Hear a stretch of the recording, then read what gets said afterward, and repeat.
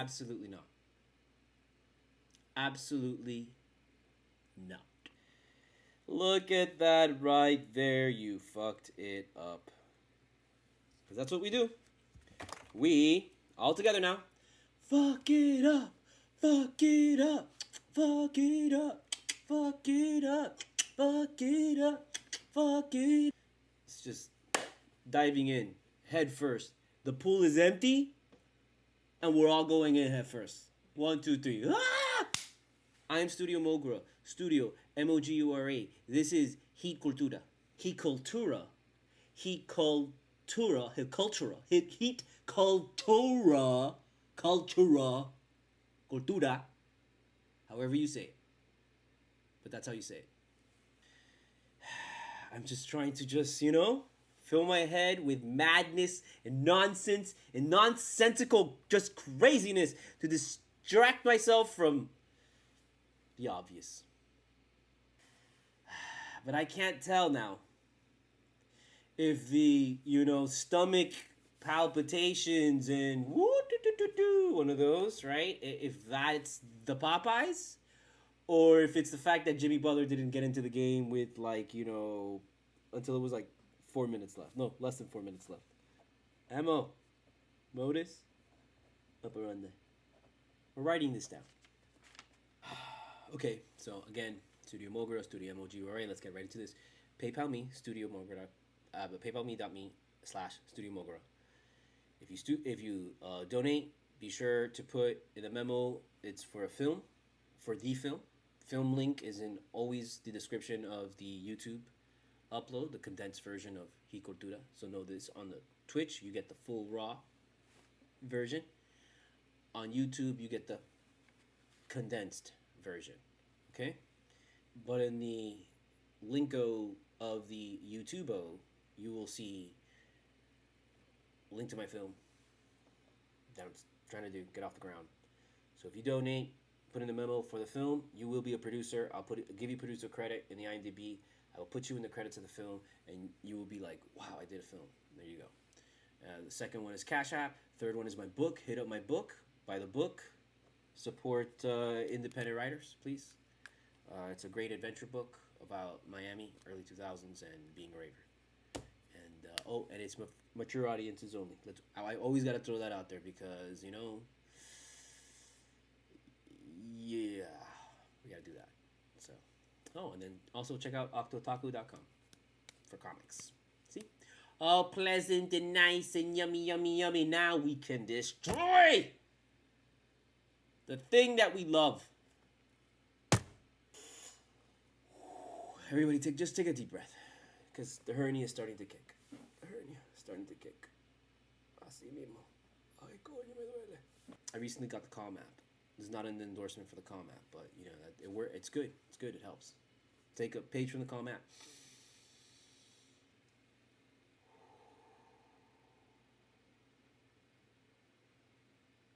There we go. All better now? No, it's not all better. Okay? It's not. We're 1-3. Get the fuck out of here with your Calm app. You should have known going into this game is not going to be easy. You should have known going into this game this is like playoff level kind of thing. This is a big test. Again, we're not supposed not reaching into the bench. He activates Kane, doesn't put him in there. Why are you going to activate him and waste an activation date to not put him in? Play the fucking kid. We needed him tonight, bro. We needed a spark tonight, man, and we didn't have anything tonight. Hero was, again, still trying to find his place as a starter. So there's going to be a lot of great plays, and there's going to be a lot of fuck-ups. And then in the fourth quarter, when we didn't need it, there were a lot of fuck-ups. But you know what? He's the only one that showed up right there at the end hitting a three. Where was everybody else? Couldn't buy a basket.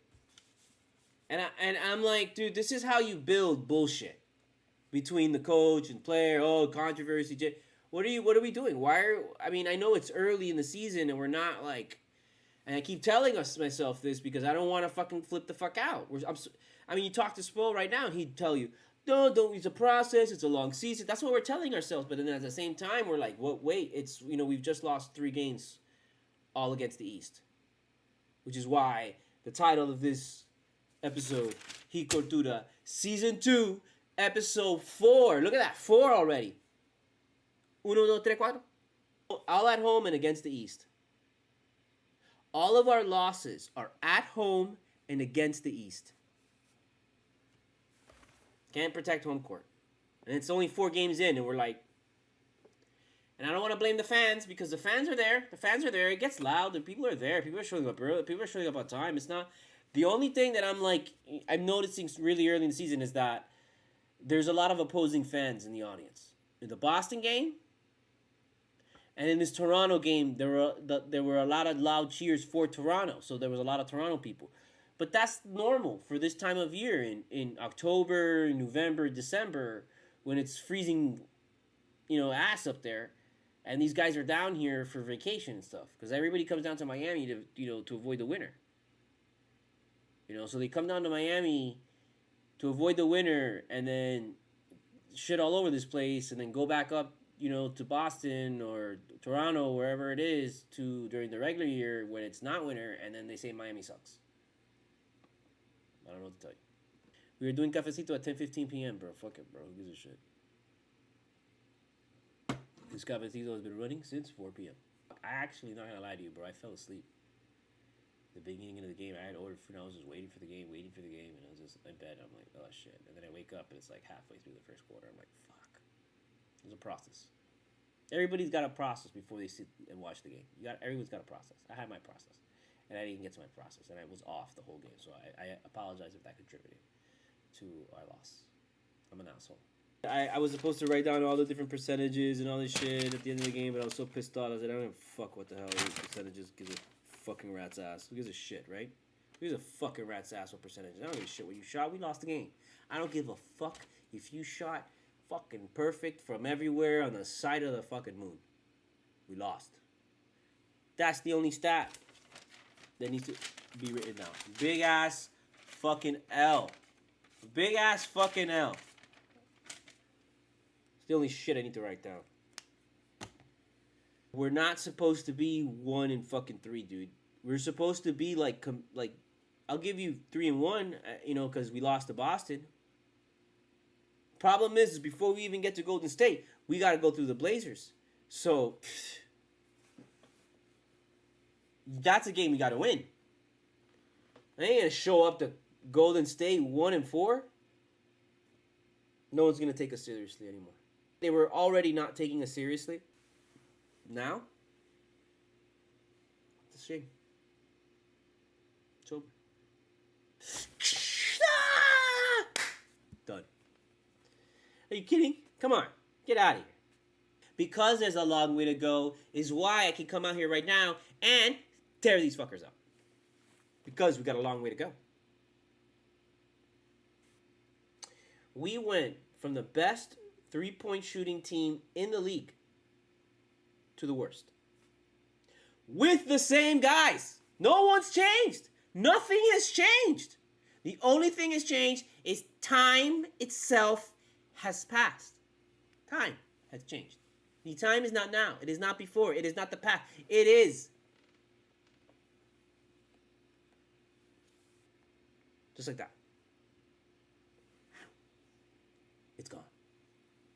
If you're gonna waste my fucking time with a mid-range jumper shit in your face, take a 3. Take a 3 from half court. I don't give a fuck anymore. I don't care. I don't care anymore.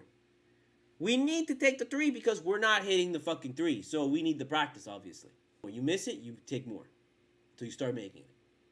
Because they're in a funk right now. And I know Max Strus has looked good. We were all happy to see him start. But this is what happens when you put a guy who was a starter in the playoffs on the bench to start the season and then throw him in there to be a starter and ask him to save us. He should have been starting since the beginning of this season. I love Caleb Martin. But Max Strus plays enough good defense and is a better shooter. He should have been starting. Why would you even think about starting? I love Caleb Martin. He plays good defense, and he's an okay shooter. Max plays just as good defense as Caleb, and is a way better shooter. And he's been off since preseason. He's been kind of off. I know he had a 20-point game in the preseason, and But if you have watched Max Strus and you know his shot has been kind of off in the preseason, and coming into the season it was like, oh, okay, it got better at the end, but it obviously is still kind of. But I'm not gonna kill him, bro, because he's aggressive. And let me tell you, this is the first time that we saw Duncan Robinson take an aggressive shot this season. Hero was deep behind the three, wants to take it, but he's like, I'm too deep. So he moves it up, sees Duncan open, passes to Duncan. Duncan is in palapinga caja carajo, BFE. And he shoots it, and nothing but net. But shoots it without thinking. That was, admit it, that was the first, that's true. That was the first time that Duncan Robinson has shot the ball this season without thinking. Very similar to how Max does it.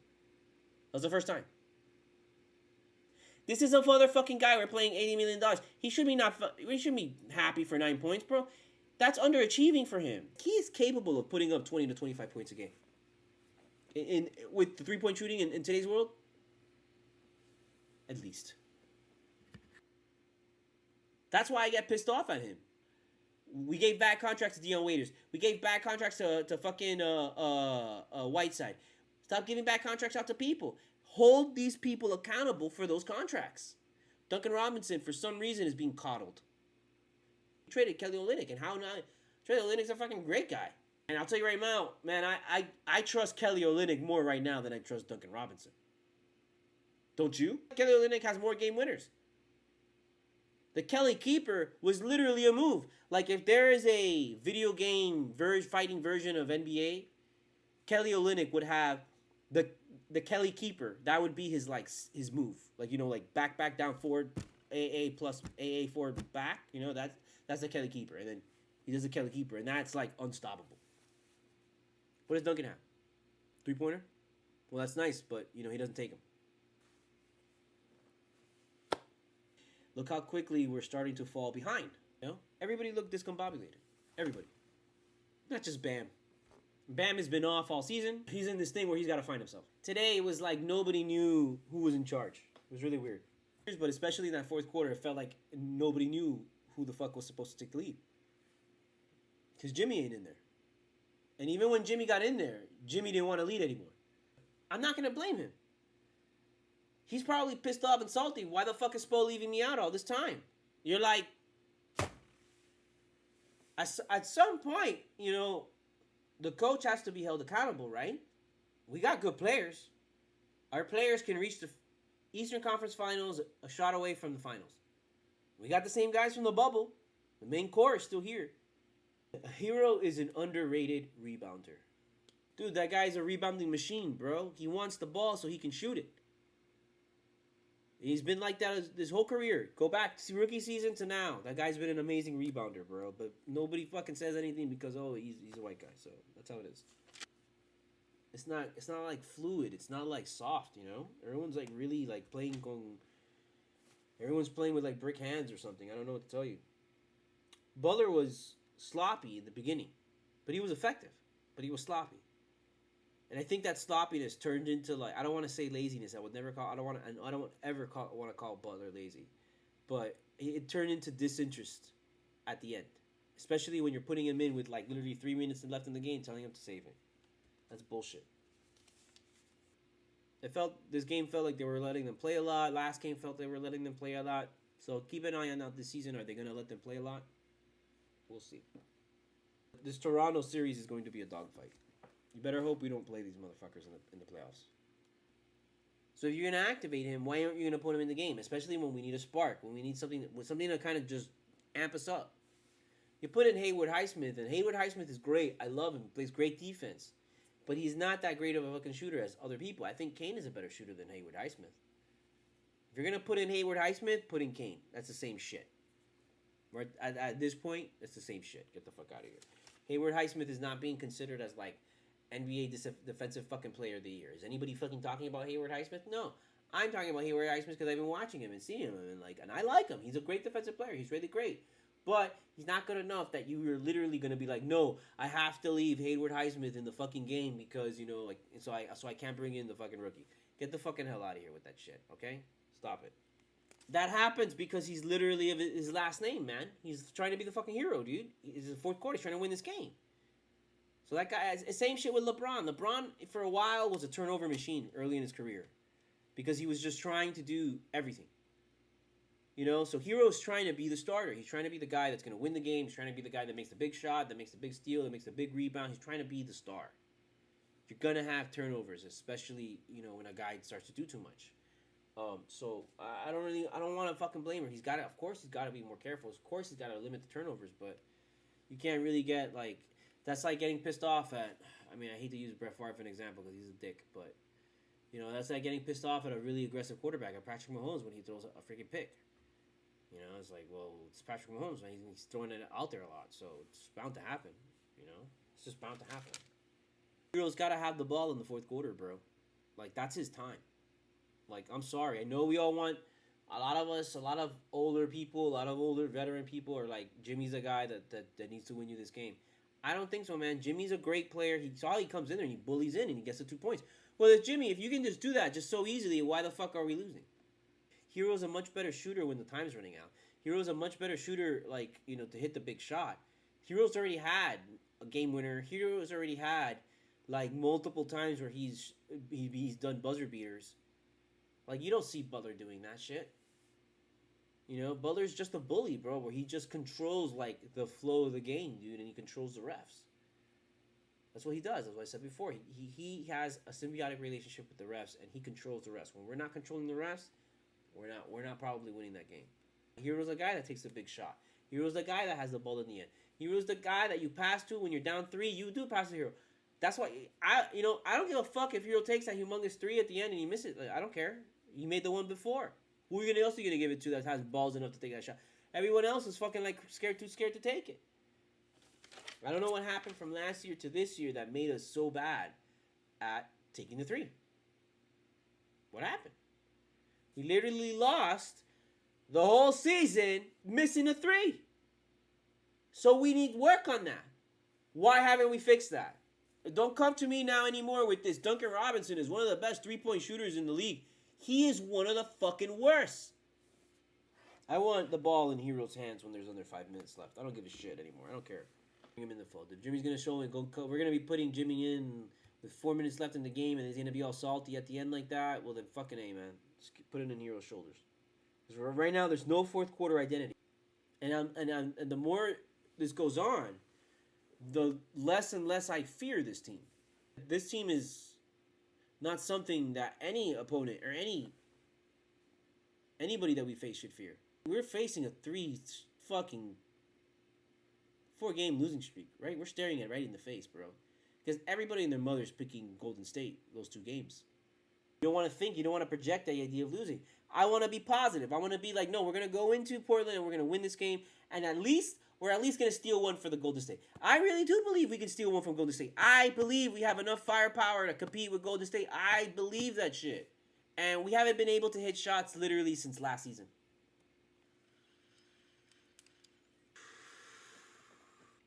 What the fuck is up with putting Gabe Vincent on guys twice his size? Why are we doing this now? If you're going to put Gabe Vincent in so much and you're so impressed by the way he plays, well then start his fucking ass.